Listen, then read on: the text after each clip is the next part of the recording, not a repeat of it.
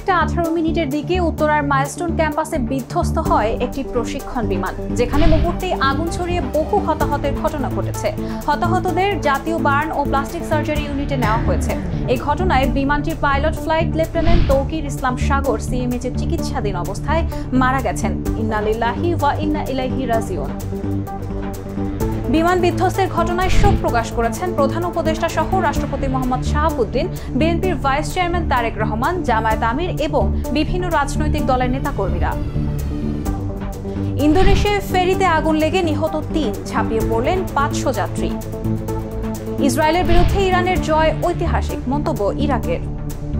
শাকিব খান, বুবলি, অপবিশ্বাস সহ গোটা ঢালিউড জুড়ে বিমান বিধ্বস্তের ঘটনায় নেমেছে শোকের ছায়া। এদিকে ঠোঁটের পুরনো ফিলার্স অপসারণ করে সৌন্দর্য বাড়াতে গিয়ে বিপাকে উর্ফি।